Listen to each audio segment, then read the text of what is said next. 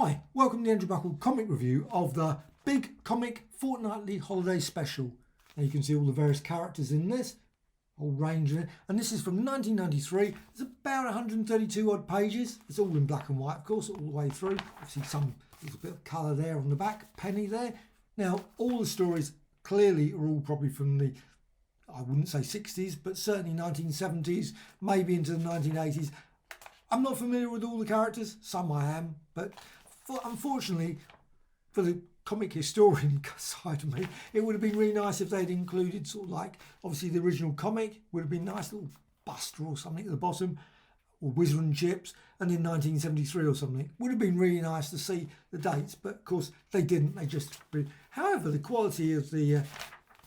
perfectly reasonable, absolutely very sharp, very, very decent, and Grand's Game. Some of these I've never heard of, and there is of course a lot of very similar looking and the artwork, of course they don't put the artists. I wish they would put the artists. Now I'm certain that there's people out there that say, oh, that's XYZ. I don't know, I have to say, but they're still at the same time they were quite funny. I remember some of these. Stage School there, Stage School. Yeah, it's quite a tatty issue. This was one I got from the market. You got here Blabbermouth and Calculator. So you got, and they, like I say, there's a lot of similarities sometimes with the story. They generally always got the, like the father figure or the mother or whatever, and obviously the young lad that's obviously causing them trouble, and there's always consequences quite often at in the last panel. Those sort of variations of the thing, they get in trouble, or their father, or whatever. There was always some sort of, there was a nice one, this one. I love the Bookworm. You've got Bookworm there and he's got all these books. That's strange. Why would I like the character called Bookworm? And he's obviously obsessed about, I was like that when I was on holiday. All I wanted to do was read a book or go and find a magazine or something like that. And it's, your books, they spoil everything. I probably was told that many a time. And of course, in the end, they're very helpful. Love the artwork here. Just really good. That's Gums. I think a slight resemblance to a certain... No, I wouldn't say that there's a Scaredy Cat, of course, as well. And they're quite often, when you look at these, you think, that looks a bit... Well, I love this one, 6 million. 6 million, that's a strange number to choose. Grand. I wonder why they chose 6 million. No resemblance to a certain... No, I'm not even going to do that. The Deadly Headley and Jackpot Superstore. Some of these are definitely, I don't know, actually. That one's slightly odd, actually. The artwork, that probably was scanned from the comic. It couldn't have been done from the original plates because that just looked... And there's a few that are slightly like that as well. Slightly rough, but some are really super sharp and clearly are obviously from the original plates. I mean, you can't... You know, that one, look, I mean, you can see, look at really quite fine detail. The line's very clear. Now, I would love to see a massive... format. That would be so great. I know the Treasury of British Comics are bringing them out, but they're bringing them out in this size. It would be nice if they brought them out sort of full size, like the sort of artisan edition art editions from IDW. I would love to see some of those. Gal Capone. They always had great twists on names as well. Fusspot, I love that one. Gook, I remember that one. Gook, the TV spook, and Bookworm. Oh, Bookworm. That one. Yeah, slightly rough. That's clearly done from the, again, from a comic, I assume.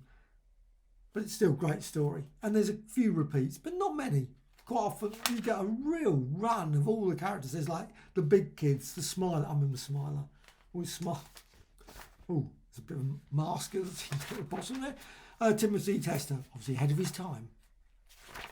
Then you got Household All, Shrimp. There were so many. I mean, you would have laugh after laugh in this one. I mean, this must have been just great when it came out. And also, of course, the stories as well. In many ways, why didn't they bring these sort of things out back in the day? That would have been just a superb collection. Just a complete compilation of all that. Maybe they did. I didn't see them, though. Sammy Shrink, Bewitched Belinda. You got Jackpot again. Oddball, Sid's Fun Page. And, of course, you can see, obviously, Whizzer and Chips there. Sid. I love that snake. Micromates, now obviously clearly that dates, it's obviously a bit later than the 70s probably. That would have been very unusual to have had a computer joke back in Frankenstein, of course. Love the Frankensteins with Frankie there. And Toy Boy, oh, they were great stories as well. I always enjoyed Toy Boy story as well. teachers' pets, full of beans. The artwork is superb as well. It's really good artwork. Paddy Whack or something. Paddy Whack. Calculator Kid. Super Dad. Hit Kid. There's a lot of them. Incredible Sulk. No resemblance to a certain... No. That would be too close, wouldn't it? However, there is actually one that I had to... I'm really surprised. Oh, this one. A Crazy Look at TV. I mean, really? Really? I mean, they even mentioned Robin in there. It doesn't mention anything else.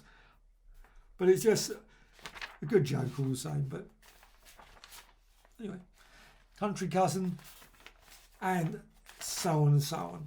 Again, Frankenstein there and Claus and so on and so on. It's just full of just great stories.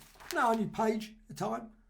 Absolutely. And most are only just pages. Some obviously are 2 pages.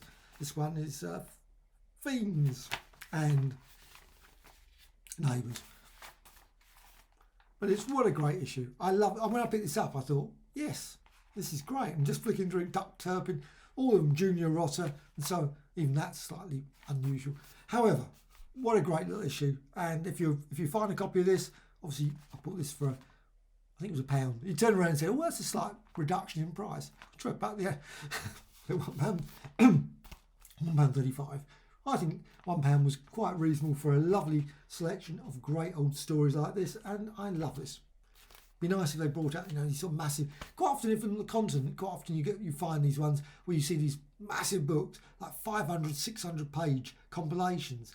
Why don't we have those here? I would love that sort of thing. Of course, it'd be insanely expensive now, but back in the day, it probably would have been 20 pence or something, and you would have thought, 20 pence, that would be brilliant value. All sort of massive collection. I don't know why we never saw that. Maybe we did. I never saw them in my town anyway. So, anyway, big Comic Fortnightly Holiday Special. Absolutely a joy to read. Thoroughly enjoyable.